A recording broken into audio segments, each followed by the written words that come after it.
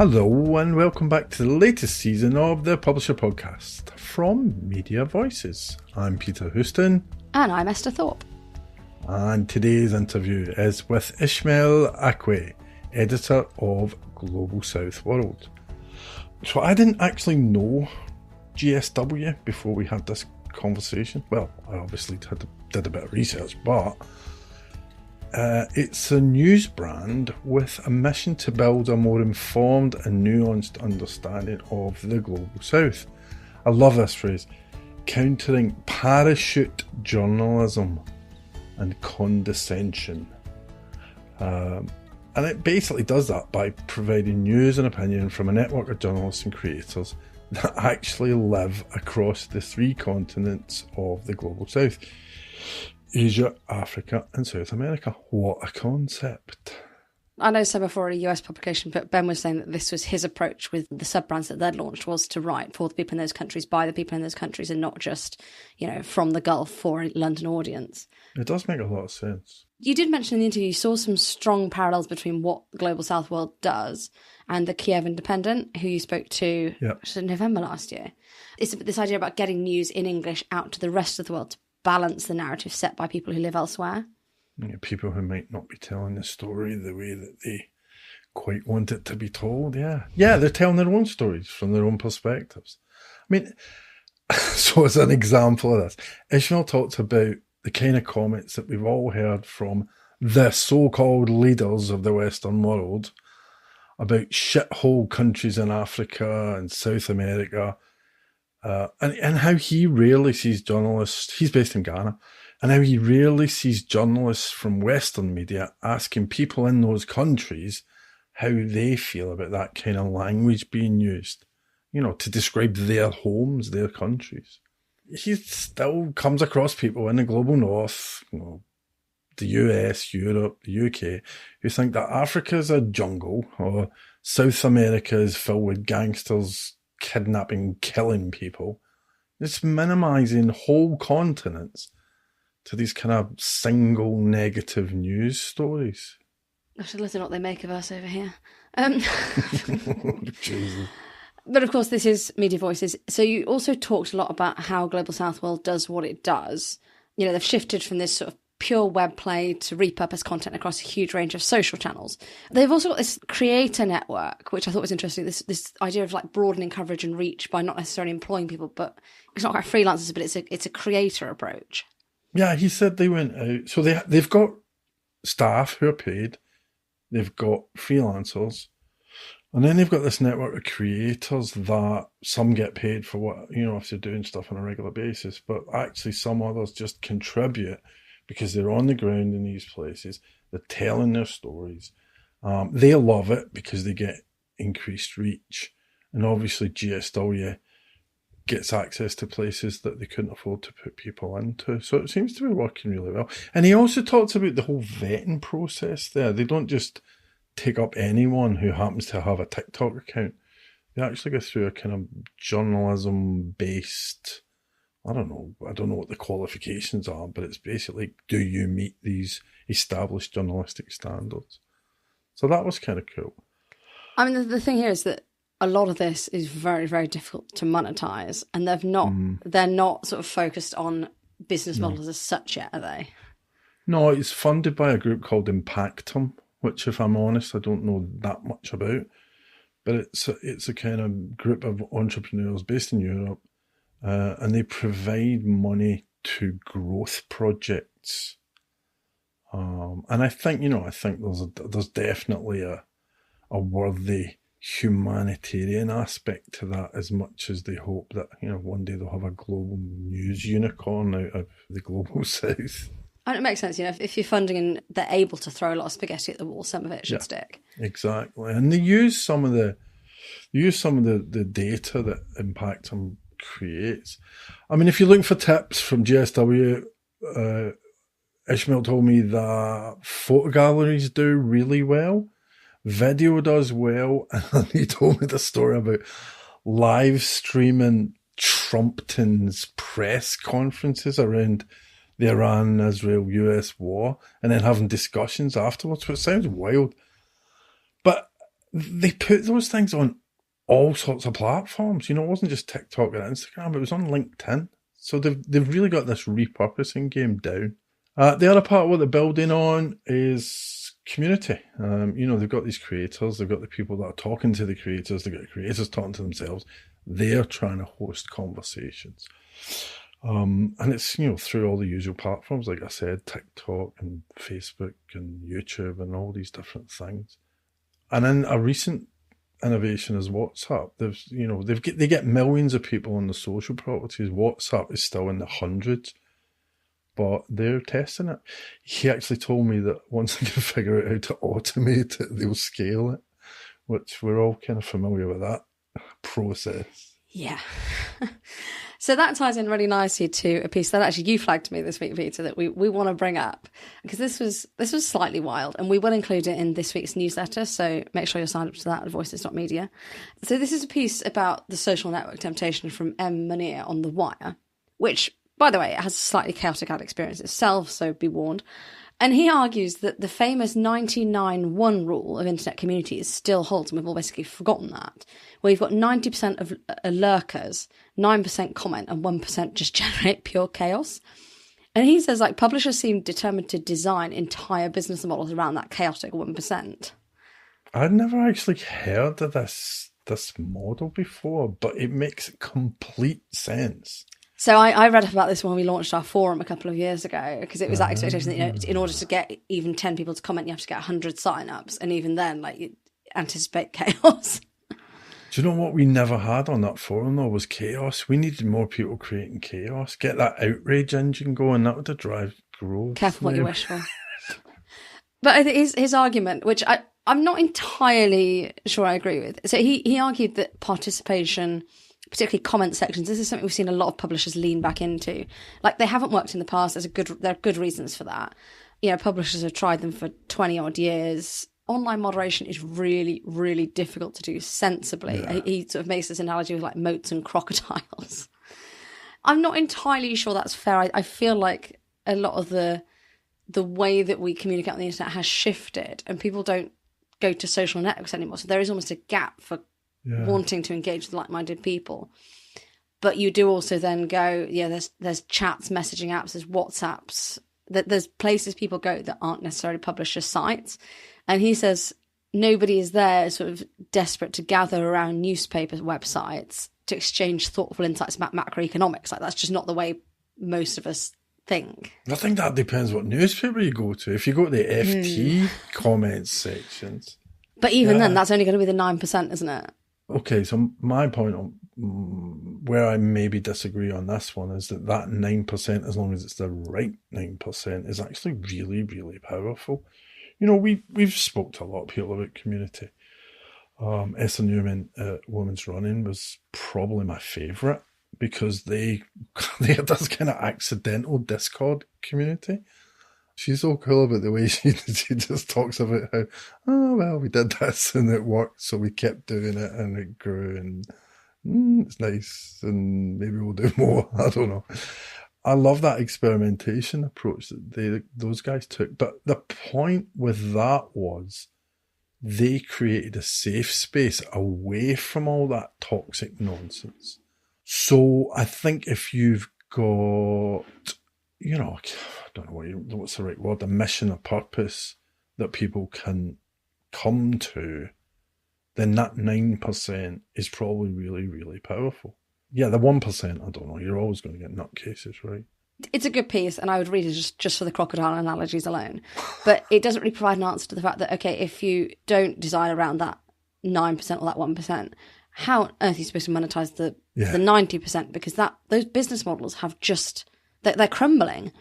And that sort of super engaged community are the most reliable ones to monetize, even if you get a bit of chaos mixed in there. Yeah. So the answer is always it's quality, and you've got to provide something no one else is, or do it better than everybody else. Maybe the point is to turn the 90% against the 1% and let them feed them to the crocodiles. There you go. There's a business model. What did you start by asking, Ismail? My first question really was for Ishmael, was really, tell me about the origin story for Global South World. Global South World is an international news platform that was founded in 2023 by the Impactum Group. So the Impactum Group runs tech and media insights projects. So Global South World was created to amplify the voices of the Global South. We have the Global North, all these dogmas, as some people call it, and all these names and terms. They've been there for a while, and clearly there are some parts of the world that are not heard from directly. And these are Africa, Asia, South America, and even some parts of Europe. You can see that there's a bit of more focus on the Western narratives and those who are really leading the conversations and setting the agenda. Media from the West, from the US, from some Europe, and from other parts of the Western world. So we want to change that narrative by bringing the stories directly from the global South, which is from the people in Africa, in Asia, and in South America, to the global North. So there will be some kind of variety of content, and then we could have different voices and also different narratives of the news. So I'm guessing there's two things that you do differently. One is possibly the types of stories that you cover, and the other one is the way you cover stories. So if you start with that one, obviously they've got this ceasefire at the moment, a fragile ceasefire that's been negotiated between Iran and the US.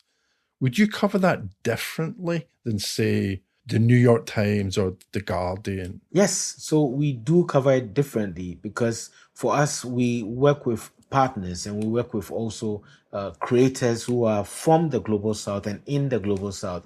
Our team of journalists are spread across three continents. We have journalists in Asia, journalists in Africa, and journalists in South America. And we report from the perspectives of the regions where we are based. I'm currently based in Accra, Ghana.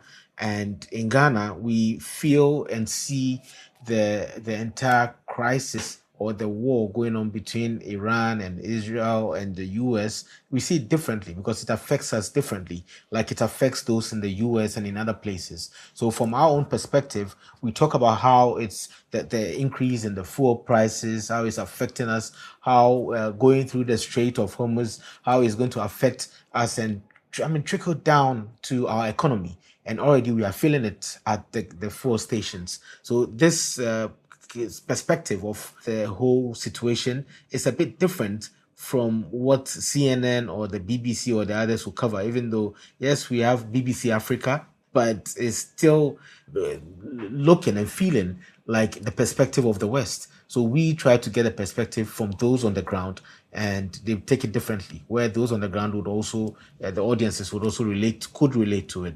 Yeah, one of the stories I saw that I thought was a very different way of looking at things. So I'm looking at your website and I'm just looking to see what sort of things you cover. And there's a story there about the Democratic Republic of Congo and the reaction locally to the idea that the US would be sending deportees from the north. We think that's a good idea or it's a bad idea. We don't actually consider the point of view of the people in that country. So that was one that I thought was really illustrative of a different way of looking at the world.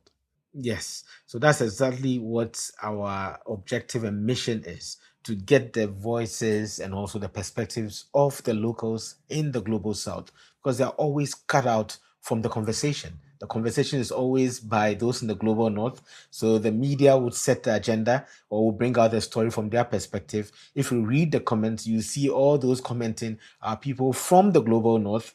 And we and those in the global south are just reading the comments about themselves, when in actual sense that's not their perspective. We feel differently about it. So that's definitely our mission, and so far it's going well. So it's people telling you what you think.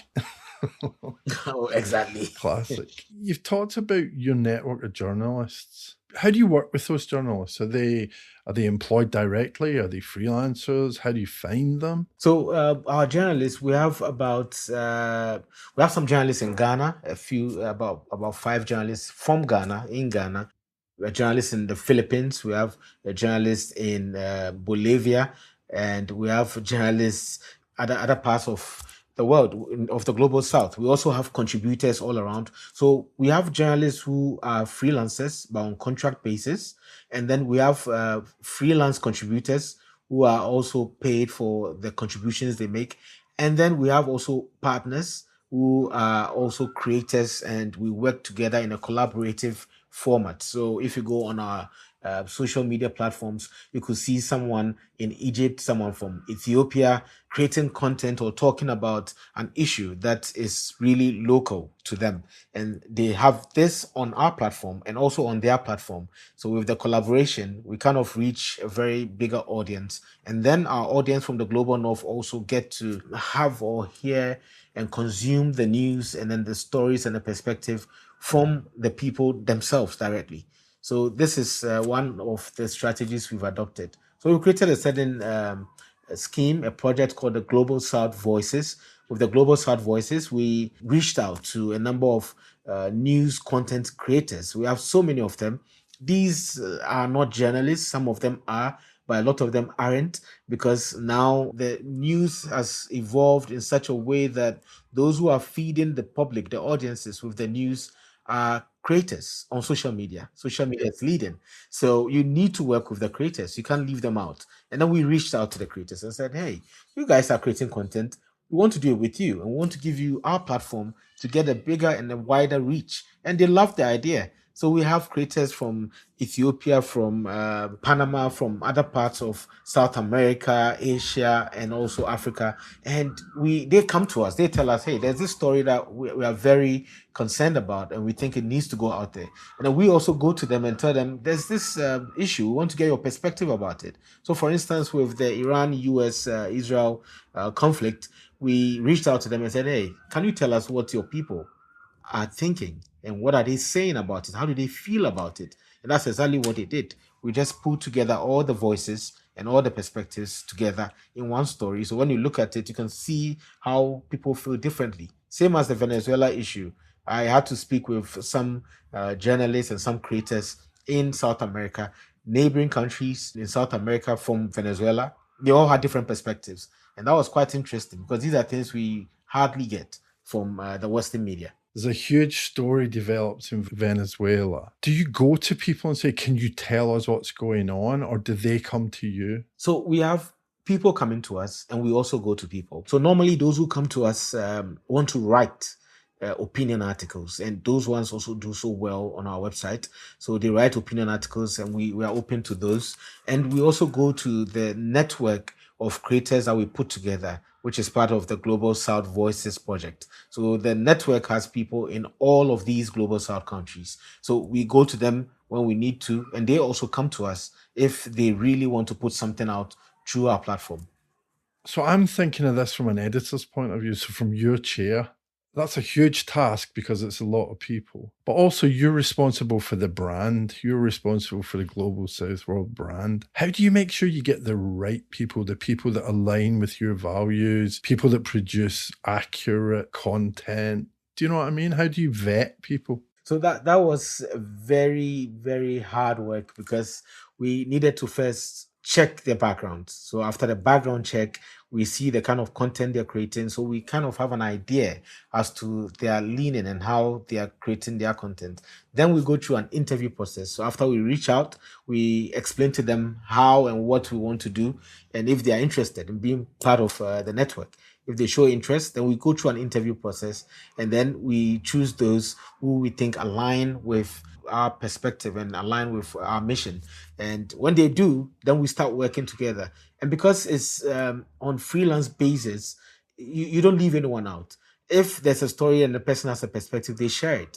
And we're also editorially independent, very independent. So we accept all perspectives, so far as it doesn't go against journalistic ethics and standards. So we put all these out. So whenever there's an issue, we don't miss out on the perspectives from the Global South. So you don't have an agenda in that sense, Yes. other than you want to tell these stories. You don't have a particular political point of view or anything like that. You're just saying, here's a story from these people. And as long as they meet the the journalistic standards that you've put in place. Exactly. Do you pay them? Yes, so we pay some, and then for others we don't, because some approach us and then they want to put out the stories. Some also are in leadership positions in the various countries, so they want to get their voices heard. So sometimes we do interviews. Other times there are explainers that people send to us. Some of the creators send to us. So we pay if they meet that threshold of payment. So it depends on it's a contextual kind of agreement. So it depends on the context. So the more regular they contribute, the more likely they would be to get paid. Yes. You initially were primarily a web platform, but I know over time, over the last couple of years, you've tried to move more to this creator model. And I guess that means that you're more driven by social media. You know, I looked at the list on your site. You're on Facebook, X, Instagram, TikTok, YouTube, and WhatsApp, which I thought was interesting. Yeah. How do you manage the content distribution on these different platforms? We streamline the content for each platform. Each platform has its own form, and also you need to create the content to suit the audiences of each of the platforms. So we get the content coming from the source, and it's one content. We try to break it down and divide it. So sometimes some platforms can take longer videos. We may have a very long interview. We need to break it down and pick the parts that we think really align with our mission, and then that's what we put out there. And then for others, we need to also maybe do some voiceovers on some of them, and others too could be just the web stories. So we didn't leave out the web. The web is still running, but we still post the web stories on some platforms. For instance, on Facebook, some people want to read the stories, so we have to add the link. However, we create more like a graphics. We create a graphics that has some images and some text that will guide people to see what exactly the link is talking about. So you can see a lot of people reaching out to that. So photo galleries are really working for us. We may have a story, it could be an interview with someone in Congo or someone in Cameroon. We have the interview, we have the video on YouTube, which is a full video, maybe 15 minutes, 20 minutes. Then we have a photo gallery of the issue or the situation that could go on Facebook with the link saying, hey, you can watch the interview. And then we also have the website, which has the story and also has the video, also has the photo gallery. And if there's audio, it also goes there. So we spread it across, same story. Do any of these formats work better for you? Like, is audio or video, you know, or the web? Are any others stronger than others? We've realized when we started, we were very heavy on the web text articles. And then we started working on videos. So we realized that the videos were more, they reach more audiences than the web, way more. And that was quite good for us. And recently, when the whole conflict, the Iran-Israel-USA conflict started, we decided to do live streams of all the breaking news that comes up. And the live streams just blew up. We realized that the live streams were working. However, when everything calmed down a bit, then we started losing the numbers. So it's a matter of, sometimes it's about the stories, other times it's about the format. So it's not always the format. That format can work now, but on a different story, it won't work. So you just have to try them out and then see which one works at which time. How did you do the live streams? We get the notification that there's going to be, or Trump is going to have a press conference, for instance. So, okay, he's going to have a press conference. We have the theme. Then the journalists, we sit up, we start the live stream 30 minutes before, and then we discuss and say our minds. What do we think about it? What do we think he should say? And what we think he shouldn't say? And what could be the reaction to it? And we could also refer the audiences or give them some background to what has happened earlier. And that gives them a perspective before even the press conference starts. When it's done, then we go back on again, live stream, talk about it, and then give our perspectives to it and what we think is really happening, and break it down for the audiences to understand what's really just happened. And is that on, you know, is that a Facebook live stream or Instagram live stream? Is it? So we run it across Facebook, TikTok, Instagram, even LinkedIn, and on YouTube. Wow. That's a lot of organization. Yes, it is. The other thing I saw that was really interesting is your visualized section. For people listening, visualized is basically infographics and mostly data based. And the detail in some of these is incredible. Well, one in front of me, I've got global egg prices and the change in global egg prices. There's something really practical about that, but also intriguing. The cost of eggs in Holland or the Netherlands makes no difference to me in my daily life, but it's fascinating to see how that compares to the cost of eggs, I don't know, in New Zealand or these are the other ones here is very focused on the global south with Pakistan, Egypt, Vietnam, Nepal, and egg prices in those countries. How do you decide that you're going to cover egg prices? So with the word visualize, that's one of the brands under the Impactum group. So we have a few brands. We have Word Visualize. We have Word in Maps. You can see a lot of maps under the Visualize section. We also have Atlantico. So Atlantico and then Word in Maps, the most successful of the brands. They started way earlier than Global South World, and they are doing so well. And then we have all these under the Impactum group. So we try to still follow the same mission, however, give diverse kinds of content. So if you look at the prices of eggs from a visualized perspective or format, you would consume it differently. You don't need to go and read so much. You look at it and then you get it. And they are doing so well on social media. On Instagram, you can check out the Word in Maps and then the Word Visualized pages. They are doing so well with millions of reactions and engagement. So we just have to cover it from different formats to really get down to the people and also get the global north to understand what really those in the global south are thinking and how things are going. Yeah, I think that what comes across to me is that real practical explainer approach. This is what is actually happening elsewhere in the world. Your country is not the only country in the world, which we're so guilty of.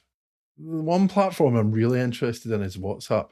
How do you use WhatsApp? So we created a WhatsApp channel for Global South World, and the audiences could get the link. There's a link on our website, globalsouthworld.com.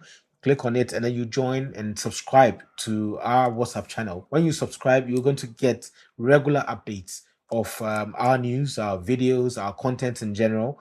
We do it manually right now, but we are working on making it automatic, where we use an API which could just select the stories we want to go on WhatsApp, and then it just goes all the way there. Because working manually it's a lot of work, and there are so many ways of mechanizing some of these processes. So we are doing that with WhatsApp. We'll start that soon, but for now we are manually updating the audiences and our followers on WhatsApp with the stories and then the videos and all the content that we create, the original content that we create. So you're really using it as a distribution channel. It's a way to get people Yes. back to the website or back to your other social platforms. Is it successful? It's quite new. We've not been running it for too long. I mean, we have it for about a year. We are not advertising and making noise about these things. So the few audiences we have on our website, they see that, hey, there's a WhatsApp, and then they choose and select and be part of that because they want the direct update as the news comes. So for now, we have a few hundreds, but we are looking at scaling up, and we could do that as soon as we automate the process. So when we automate the process, then we can make noise about it on our Instagram and our social media channels, where we have millions of engagement and users who are following us. Do you use I'm thinking of other direct formats like newsletters or podcasts, something that is more long-form relationship building? With the newsletters, we are building that. We'll soon launch it as well. But for now, we have a podcast called World Reframed. So with World Reframed, we talk about a lot of the issues that are coming up around the world, but that need to be reframed to really put out the facts and not be backed by some political backing or some hidden agenda and all that. So World Reframed is the podcast we run. It's on all podcasting platforms, and we also have the videos on YouTube as well. And then we share shorts of that on Instagram and TikTok, and it's doing well. The YouTube channel is also doing very well. We have a lot of followers on there. So that's what we run for podcasts. I'm trying to get my head around how broad your coverage is and how broad your platform network is. It's quite mind-boggling to me. Is there one thing, whether you're talking about South America, or you're talking about Asia, or you're talking about Africa, is there one thing that you're trying to do with every story? Yes, indeed. We are huge, we are broad, and we are broad for a reason because even though it's a challenge, we think it helps to streamline the conversation. It helps to bring perspectives because the global south, we have a similarity, and that's why we've been placed in that global south. It's economic, it's technological, but we have one voice. So with that one voice, bringing everyone together, that gives us that strength. So we get strength in our challenges. So on the media the perspective, we think if we come together or we bring all the voices together, it makes it much more stronger. And what also helps us is that with the digital infrastructure and the digital ecosystem, it makes it easier to get the voices together, less cost, like the traditional media would spend, and we still get the message out, we still get the mission out. So it makes it easier for us to have a conversation on Riverside.fm or be on Zoom or any of that platform from different continents at the same time. And then we work or repurpose this content, reformat it for the various platforms, and then we get it out. So in a day, we could spend about 2 hours on one story, and we will have it on all these other platforms. And these platforms have different audiences. Some of them have millennials, some have Gen X's, and then we have even the Gen Zs coming up. So with all these audiences who are different, we need to repurpose it for all of them. So how do we do this? By bringing together all the voices. Because if we don't expand that way, we become limited, and the voice will be coming from just one side. So imagine we didn't have a South America on our team, or we didn't have creators from South America. That would be a bit different. If we had only Africans, the whole conversation would be African. So that's how we formatted this whole system, and it's working for us. The audience that you have, are they based in the global south, or are they all over the world? So majority of our audience are in the global north. Okay. That's quite interesting. So that is part of the mission. We needed people in the global north to understand the global south and the things that are going on there, and not only take the narratives from the global north media platforms. So with ours, we are kind of de-escalating some of the issues that need not to be escalated. We are kind of breaking down the agendas. We are also bringing the news to the fore, bringing it directly to the people of the global north. So majority of our audiences are in the global north. You can find them from the US, from Europe, and then we have a lot of those who react also from the global south. So you can see two different kinds of reactions completely on our social media platforms. You can see those from the global south agreeing with what we are saying, those from the global north sharing disbelief, and they get surprised that indeed these things are happening, or these are the things that people are thinking about in the global south. So it really creates a balance for our audiences. So you get it, you get what is really, you get it raw and unfiltered, and that makes it very easy for us to reach them. So my last question for you is probably the one that no one wants to talk about, but everyone needs to think about, and that is funding. How's Global South World funded? Well, Global South World is currently funded by the group, Impactum Group. So the Impactum Group has so many different other projects that is being run currently. Some of them are very successful. So we are editorially independent because we are funded by the group. But indeed, we want to be commercial. We are commercial, but we are not making much currently because our focus is not on that now. But with time and over time, we're going to have to be sustainable, and we need to do that. So we are working on that part by working with partners inside the Impactum Group and outside the Impactum Group to deliver messaging in a paid basis, sometimes for governments and other brands. So we are open to do that, but we are not ready to full scale monetize yet. So that's how we are operating. I don't know if you know the Kyiv Independent, which is a Ukrainian publication. Yes. And I see some really interesting parallels between what you guys are doing and what they're doing. They're about getting news from Ukraine out to the world in English.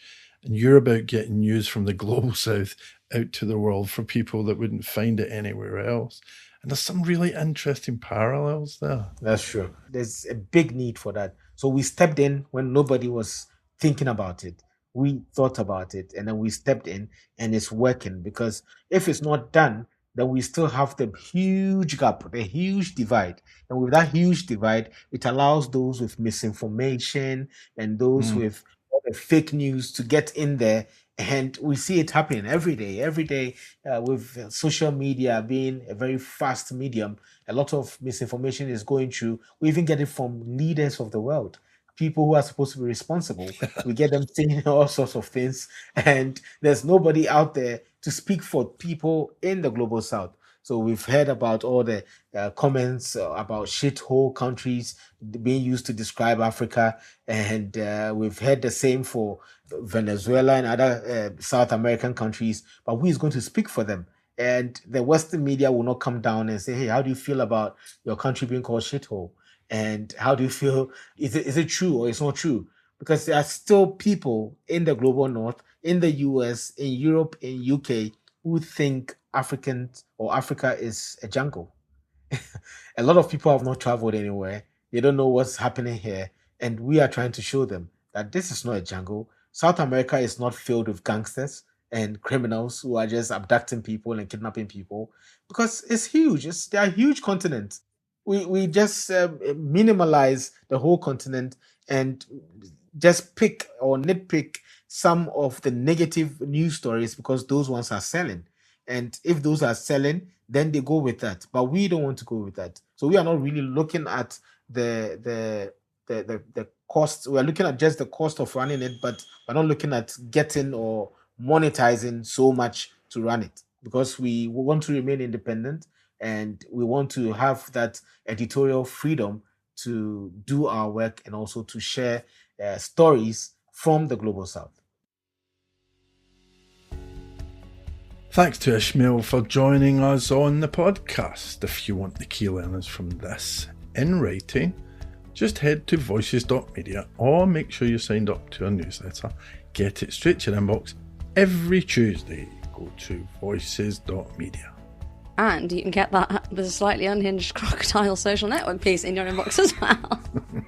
That'll be top of our recommendations. Our publisher summits, they're coming out fast in July. Early bird rates are ending very soon. We've announced the first set of speakers for that. So if you go to voices.media/events, all the details are on there. The awards are closed. Shortlists for both the podcast and the newsletter awards are coming out soon. Again, all details, dates, everything else, voices.media/events. Next week's guest will be Bustle's editor-in-chief, Charlotte Owen. We spoke about her role at Bustle, her role as EVP for another 6 BDG titles. We got into growth. BDG is doing pretty well. About staying relevant. She told me that every Bustle commission starts with the question, does this need to exist? My God, I wish more people would ask that question.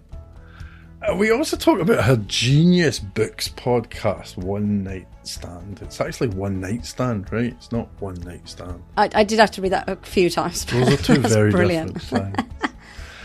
But until next week, you can keep up with all things Media Voices by following us on LinkedIn and subscribing to the publishing newsletter over on voices.media. Until next week, when we still won't have a good sign-off. Goodbye. I still think we should go back to Brexit. Bye.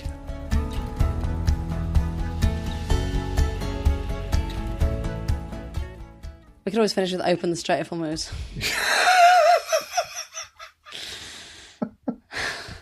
Oh, God.